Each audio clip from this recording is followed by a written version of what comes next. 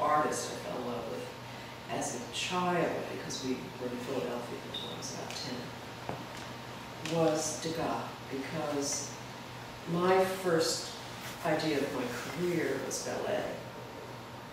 Because I was really serious about ballet as a girl. The Philadelphia Museum had, I guess they had one in their collection, but they had it on view, at least the 14-dancer, 14 years old. And that just, so then And that figure has clothing. It does. It actually has a cloth skirt and a satin bow. which he applied to his figure. Right. So there it is, Judith. Right. And I mean, the realization of that for me was, of course, 20 years later, you know, but so Degas, and then, let's see, I got some answer here.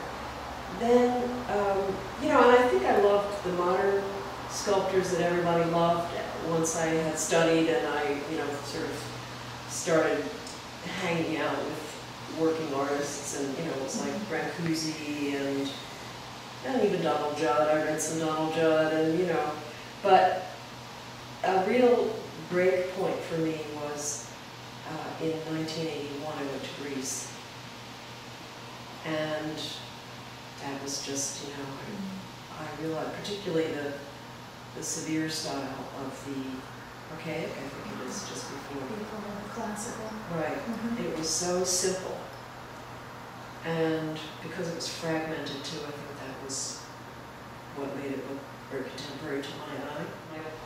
My proposal was to look at figure sculpture in the gardens, because I felt like there was just more there to look at. I started having opportunities to work outside, to do commissions for outdoors properties, and I thought, you know, working life scale, which is what I worked, gets really lost in an outdoor space, because outdoor space is enormous. I read this amazing book called The New Sculptor, which was put out by the Yale British Art Center, and it was about the late Victorian British sculptors. All the commissions were going to the French sculptors. If you think of Carpeaux, the opera pieces, and all the big commissions in Europe were going to the French. So the British sculptors organized to create kind of like a guild almost, but so that they could do more promotion and get more commissions. And they called what they were doing the new sculpture. And it was like, it was all, and it was my realization that this was what modernism came out of. This is what it rebelled against, was this just overdone, you know, I remember some of those pieces had real jewels set in, they were figurative, or they were gilded, or they had, you know, sort of ribbons, gilded, yeah. And I thought, this is what it was all about. This is why Rodin was the breakthrough character, because he took out all the detail and just concentrated on the form. I did this one very simple piece, but I thought, I'm going to put a little piece of drapery in there. That was like 1984. So risky. You know, and I remember other sculptors, my peers, saying to me, I can't believe you did that, you know. And I did one with gold leaf, and I mean, it was just radical. Yeah. And then Rodin was, you know, then I felt ready for Rodin. You know, the Balzac. The idea that, you know, it was a monument commission, and it was to, you know, it was a monument to a known figure, and yet he worked back from rendering the portrait to rendering the importance of the man. Yes.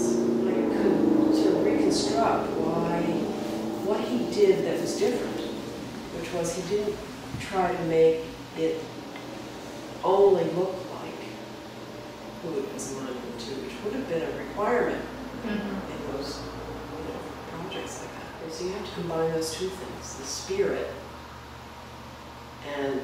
but also the presence, the personal presence. You took it one step further Do you want to describe your piece called Post-Balzac?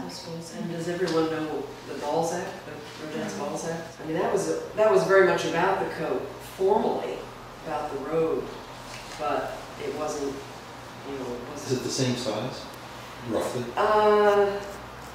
His is broader, mine is taller. And when the Hirschhorn first acquired that and put it in their garden, without ever talking to me, they put it down the whole, there's one walkway that goes the whole length of that garden. That garden is a long rectangle. And at one end was the Balzac. My thinking was basically, and this was after all this travel that I mentioned. You know, so I was thinking about, well, you know, what do you do now if you're going to do a monument? And it wasn't a commission, it was just a thought.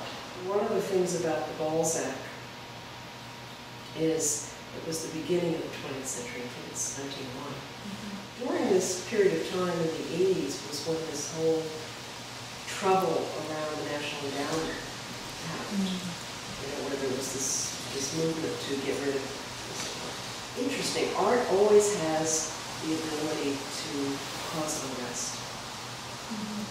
And at this moment, it was the idea that the unrest was that it was costing the taxpayer too much. The Balzac, you know, Balzac was a writer, so Balzac was an artist, essentially. And the idea that the French government commissioned that, and it was, you know, it was this very grand monument, one of the greatest works of art, I think. And it was to an artist, it was the honor of a creative spirit, and how different things were at the time that I was thinking about this. So, but also I was thinking about the 20th century. So this was close to the end of the 20th century, it was 1990, the piece. And I was thinking about all the devastation of the 20th century, all the things that was exciting at the beginning, you know, even thinking about the Russian constructivists, which is in a way what really brought modernism about, you know, it's what Picasso was influenced by and so on.